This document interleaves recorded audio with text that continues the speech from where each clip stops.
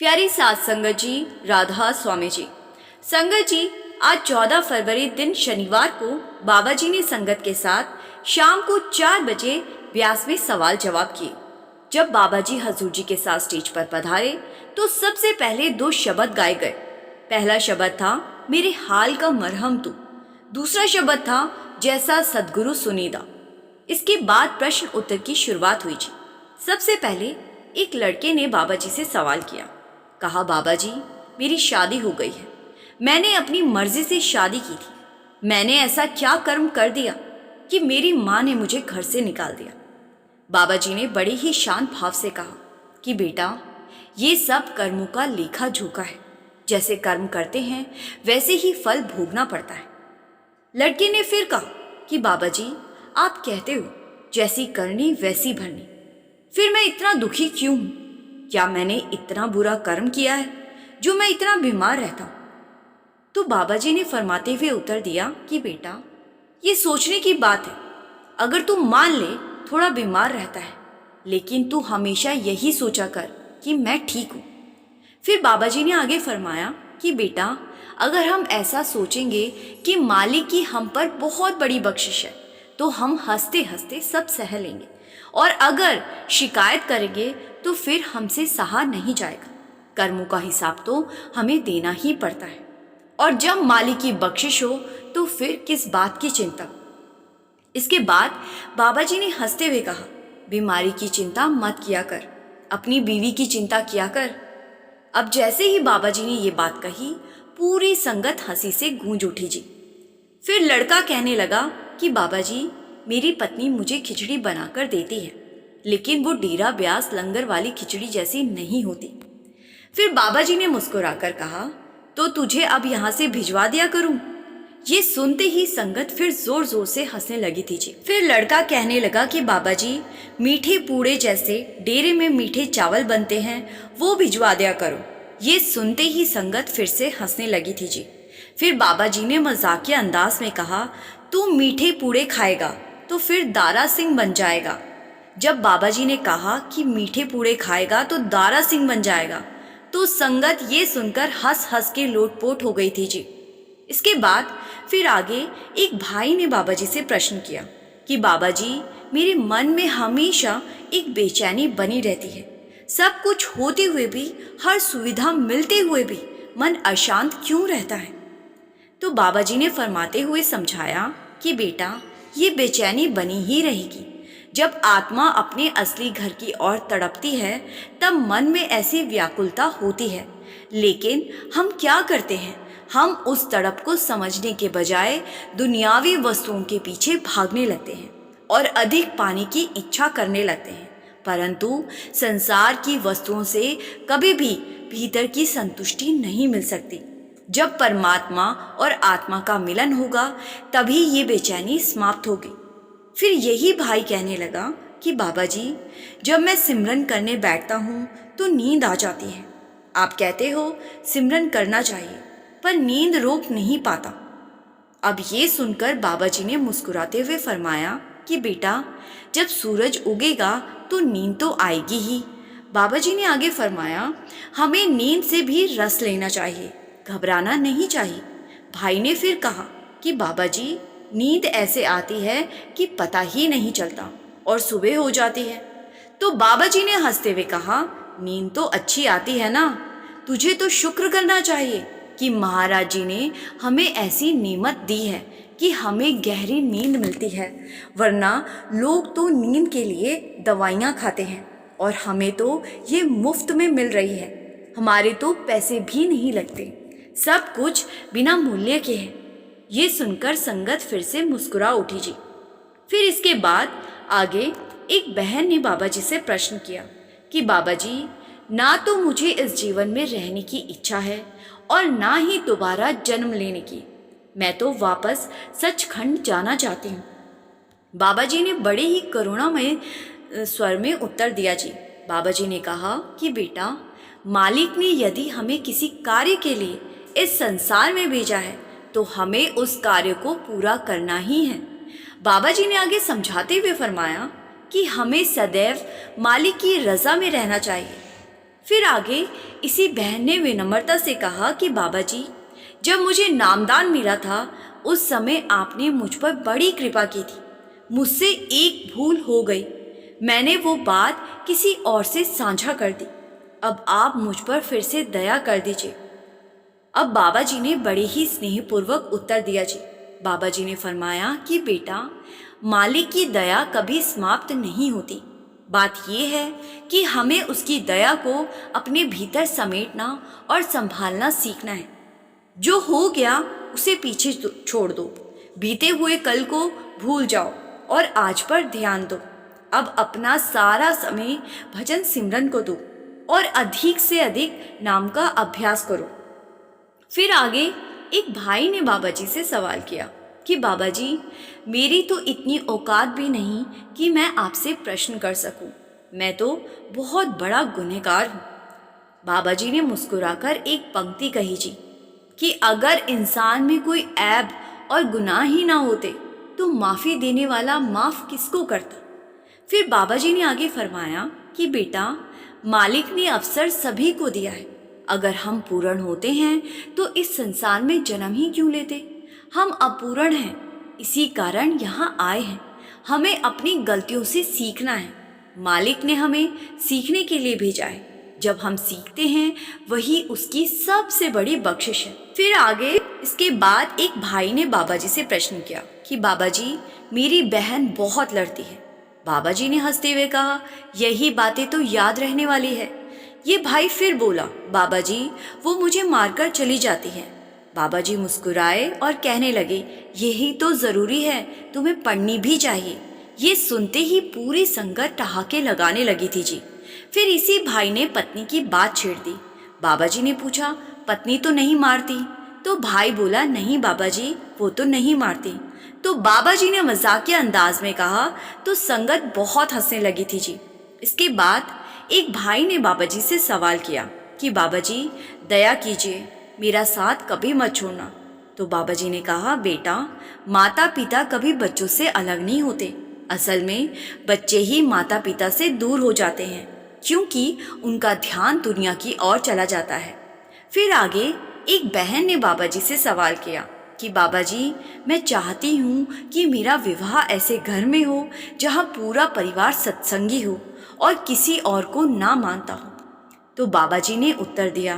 बाबा जी ने फरमाते हुए कहा कि बेटा, हमें किसी की भी परख नहीं करनी है।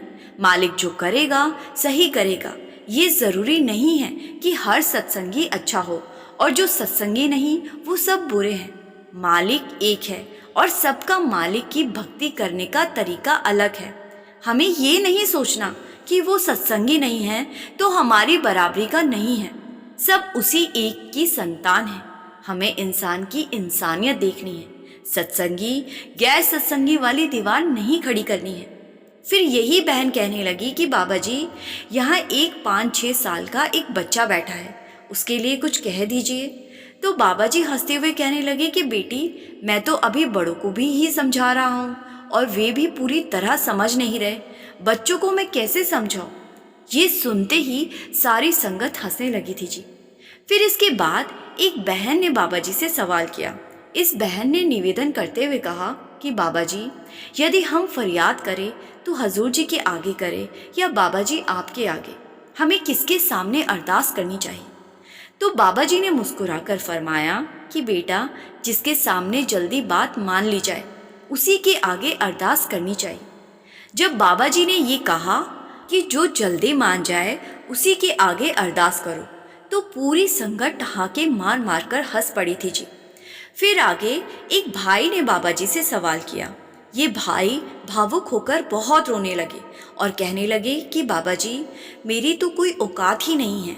बाबा जी ने करुणा से समझाया कि बेटा, मालिक ने हमें इस सृष्टि में जन्म हमारे अवगुणों के कारण दिया है। अगर हमारे अंदर कोई कमी ही ना होती तो जन्म लेने की आवश्यकता ही क्यों पड़ती। मालिक ने हमें सीखने का अवसर दिया है। हम पर उसकी बहुत बड़ी बख्शिश है। इसके बाद आगे एक बहन ने बाबा जी से सवाल किया कि बाबा जी, मेरी बहन ने 1.5 साल पहले नामदान लिया था, लेकिन उससे कोई और बात हो गई, उससे एक गलती हो गई है। बाबा जी ने समझाया कि बेटा, हमें शुरुआत करनी है, जितना भजन सिमरन हो सके उतना करें और धीरे धीरे आगे बढ़ते जाए। इंसान को अपनी गलतियों से सीखना चाहिए। हम गलती करके नहीं बल्कि गलती को समझकर सीखते हैं। फिर इसके बाद इस बहन ने निवेदन किया कि बाबा जी, मेरे परिवार को बीमारियों से दूर रखना, कृपा करना। तो बाबा जी ने थोड़ी देर सोचकर कहा और बड़े ही मजाकिया अंदाज में कहा कि बेटा, आज वैलेंटाइन डे है। जैसे ही बाबा जी ने ये कहा, संगत बहुत जोर जोर से हंसने लगी थी जी। फिर इसके बाद बाबा जी ने उसे समझाते हुए फरमाया कि बेटा, ये कैसी अरदास कर ली कि बीमारी ना लगे। एक बात याद रखो, जो भी मांगना हो सोच समझ कर मांगो। ये मत समझो कि मांग लेने से कर्म समाप्त हो जाएंगे। ये हमारी गलत फहमी है। चाहे जितने भी माथे टेक लो, कर्मों का हिसाब तो देना ही पड़ेगा। फिर आगे किसी ने बाबा जी से प्रश्न किया कि बाबा जी, नामदान देना, सिमरन करवाना, दया करना, ये सब आप ही कर सकते हो। तो बाबा जी ने उत्तर दिया कि बेटा, आपकी नज़र में अगर ये सब बाबा करता है, लेकिन क्या इससे हमारी ज़रूरत पूरी हो जाती है? मेरे रोटी खाने से आपकी भूख तो नहीं मिटेगी ना। इसीलिए भजन सिमरन भी हमें खुद ही करना है। फिर आगे इसके बाद एक भाई ने बाबा जी से सवाल किया। इस भाई ने कहा कि बाबा जी, मेरे पिताजी पाठी हैं, मैं भी पाठी बनना चाहता हूँ, लेकिन मेरे पिता चाहते हैं कि मैं आपका ड्राइवर बनूं। अब बाबा जी ने मुस्कुराकर कहा कि तुम मुझे कहाँ लेकर जाओगे? फिर बाबा जी ने हंसते हुए कहा, अब तो मैं बूढ़ा हो गया हूँ। इतना सुनते ही जी पूरी संगत हंसी से गूंज उठी थी जी। फिर बाबा जी ने बहुत ही गंभीर होकर कहा कि मैंने आज तक किसी से ये नहीं सुना कि मैं अच्छा शिष्य बनना चाहता हूँ या अच्छा सत्संगी बनना चाहता हूँ। बेटा, पहले अच्छे सत्संगी बनकर दिखाओ। फिर आगे एक बहन ने बाबा जी से सवाल किया। ये बहन बाबा जी से कहने लगी कि बाबा जी, मेरे पापा की तबीयत ठीक नहीं रहती, मुझे उनकी बहुत चिंता रहती है। तो बाबा जी ने समझाया कि बेटा, जिस बात पर हम अधिक ध्यान देते हैं वही बढ़ती है। अगर समाधान पर ध्यान देंगे तो समाधान बढ़ेगा, अगर समस्या पर ध्यान देंगे तो समस्या बढ़ेगी। क्या तुम्हारी चिंता करने से तुम्हारे पापा ठीक हो जाएंगे? हमें उनका साथ देना है और घर में सकारात्मक माहौल बनाना है। अगर हम खुद ही चिंता का वातावरण बनाएंगे तो हम भी समस्या का हिस्सा बन जाएंगे। फिर यही बहन कहने लगी कि बाबा जी, मुझे कोई ऐसी सलाह दीजिए जो मैं हमेशा याद रख सकूं।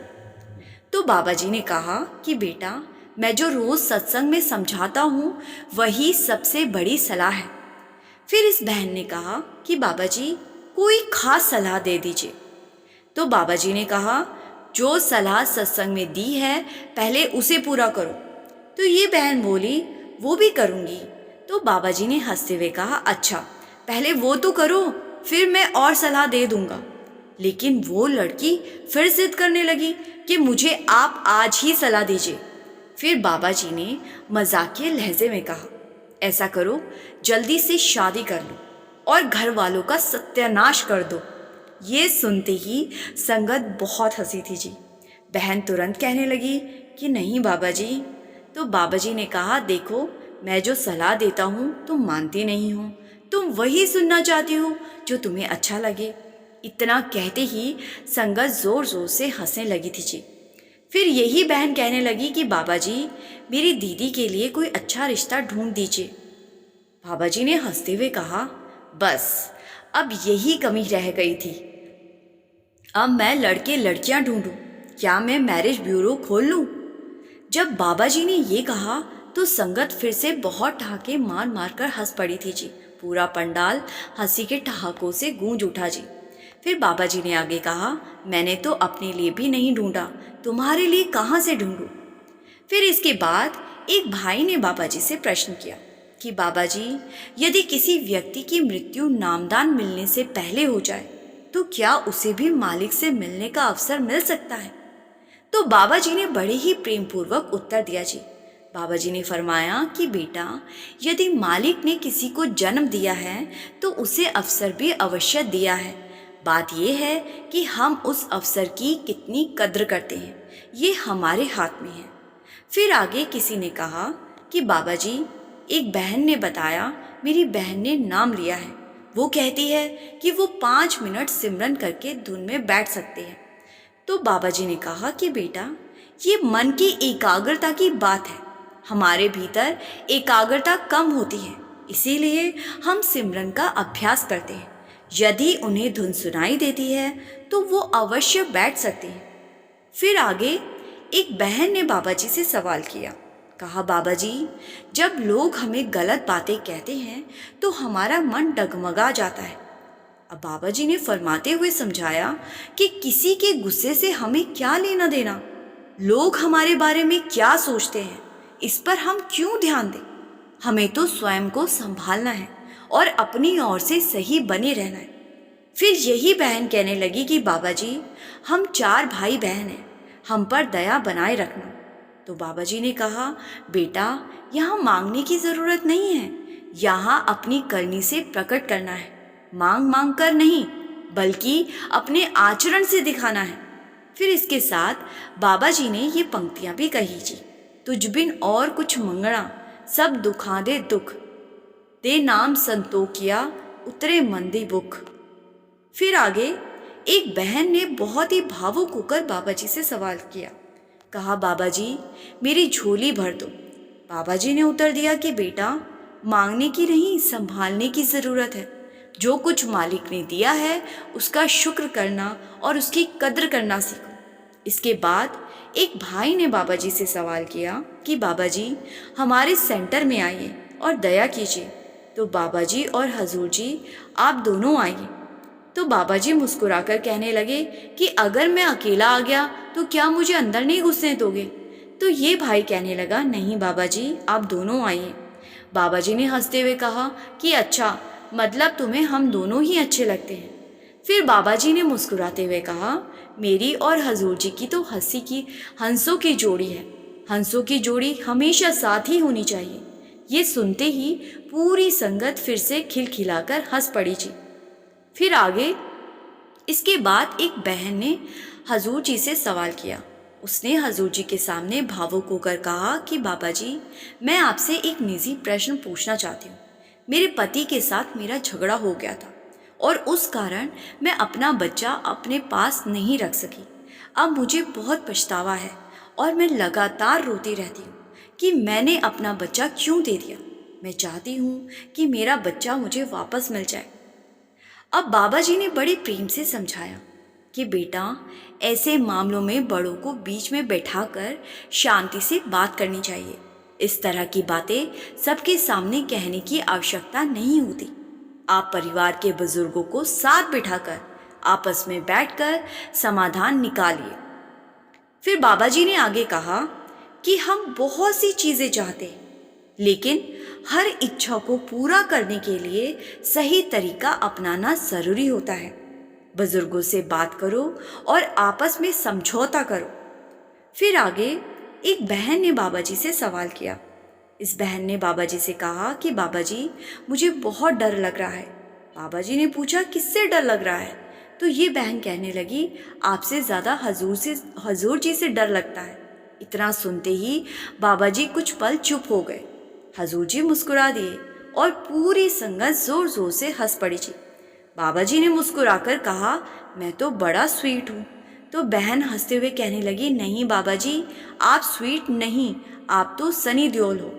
अब बाबा जी ने हंसते हुए कहा, अगर मैं सनी देओल हूँ तो फिर हजूर जी क्या है?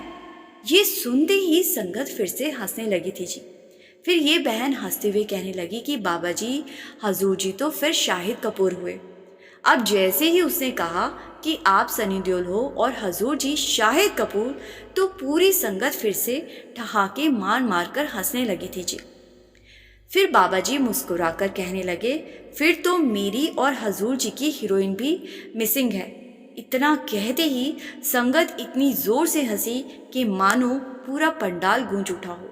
और सच कहूँ तो जो भी आज सत्संग में आया था वो हंसता मुस्कुराता हुआ ही बाहर गया जी।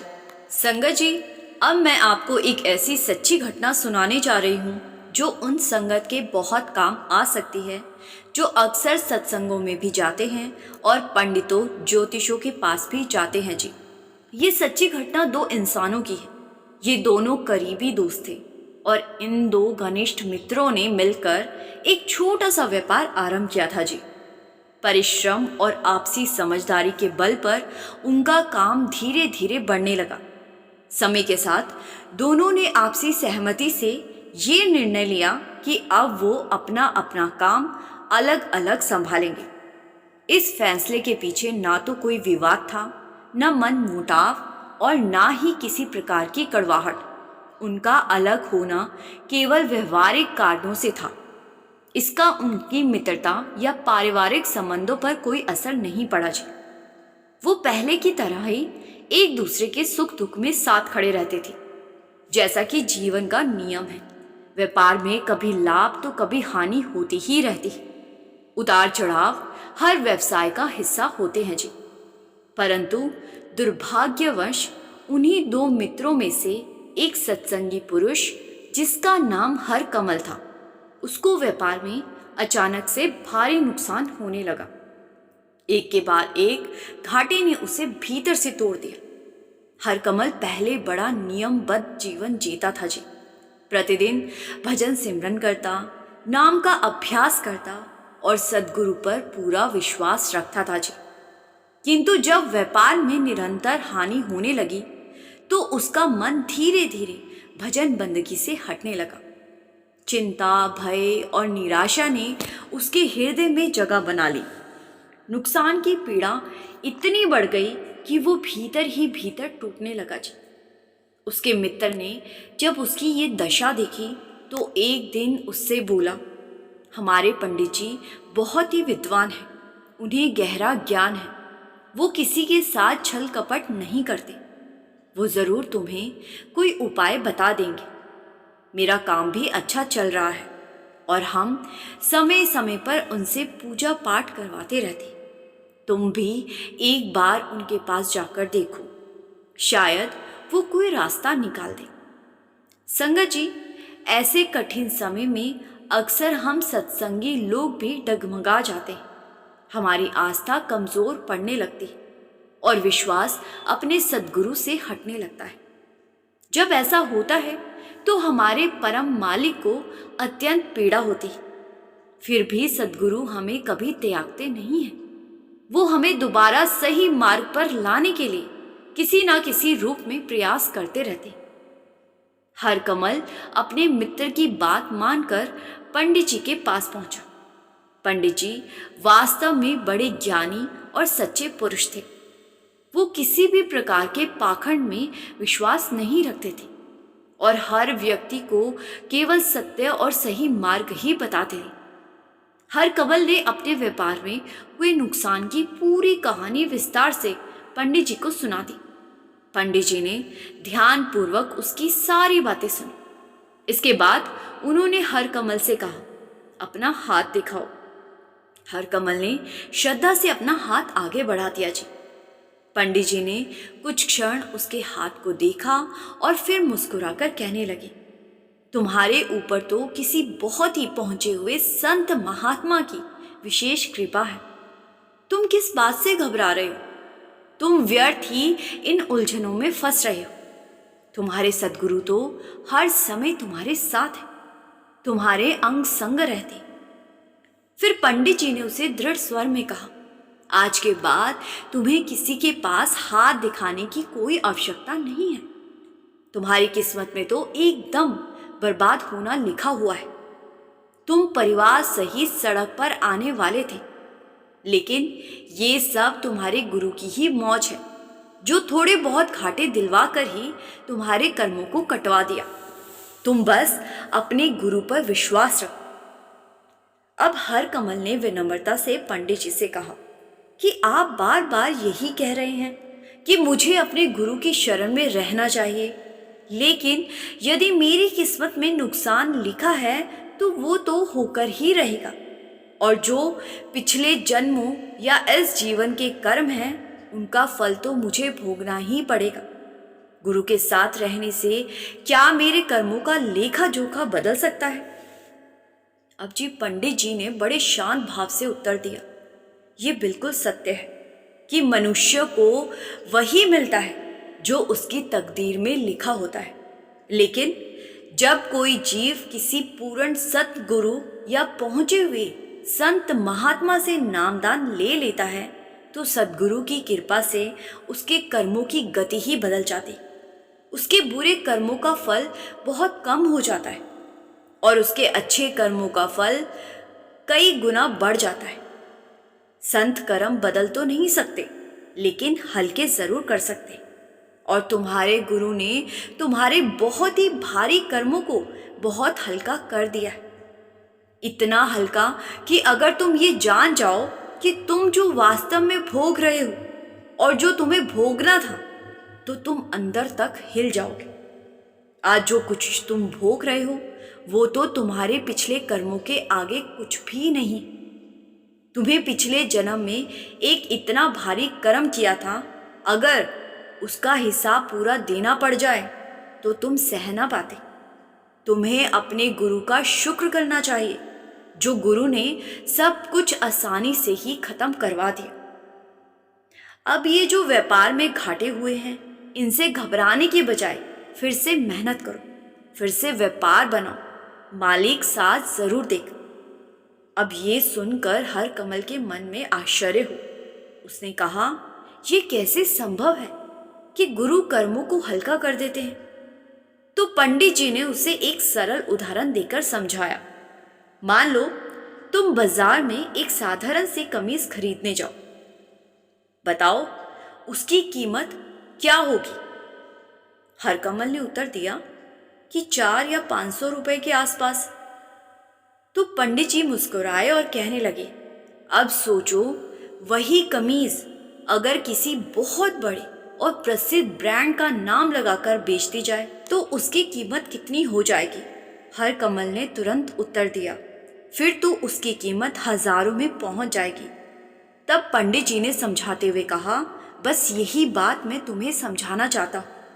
जब किसी जीव पर सद्गुरु का हाथ पड़ जाता है और उनकी कृपा जुड़ जाती है तो वो साधारण नहीं रह जाता, बल्कि विशेष बन जाता है। फिर उसकी किस्मत और कर्मों की दिशा भी बदलने लगती है। पंडित जी की बात सुनकर हरकमल की आंखें खुल गई जी। उसे सब कुछ स्पष्ट समझ में आ गया। अब उसे एहसास हो गया था कि उसके सद्गुरु कितने महान हैं। अपने गुरु को स्मरण करते ही उसकी आंखों से आंसू बहने लगे जी। उसने मन ही मन समझ लिया कि असल में उसके सद्गुरु ने ही उसे पंडित जी के पास भेजा था, ताकि उसकी आंखें खुल सके और वो सही राह पर लौट आए। अब हरकमल के मन में अपने सद्गुरु के प्रति अटूट विश्वास जाग चुका था। उसने दृढ़ निश्चय कर लिया कि चाहे परिस्थितियां कैसी भी क्यों ना हो जाए, वो कभी भी अपने गुरु का दामन नहीं छोड़ेगा। संगत जी, हरकमल तो हमारे लिए एक उदाहरण जैसा है जी। वास्तव में हम सब कहीं ना कहीं हरकमल जैसे ही हैं। जब मालिक सुख देता है तब सब ठीक ठाक लगता है, लेकिन जैसे ही दुख का समय आता है हमारा विश्वास डगमगाने लगता है। हमें ये समझना चाहिए कि कभी कभी मालिक हमें दुख के माध्यम से परखता है। ऐसे समय में हमें भटकना नहीं चाहिए जी, बल्कि सब्र और विश्वास के साथ अपने गुरु की शरण में टिके रहना चाहिए जी। इसी भाव के साथ मैं आपसे विदा लेती हूँ। यदि ये साखी आपको अच्छी लगी हो तो इस वीडियो को लाइक ज़रूर करें जी, और शेयर और कमेंट में एक प्यार भरा राधा स्वामी ज़रूर लिखिए जी। गुरु प्यारी साथ संगत जी, राधा स्वामी जी।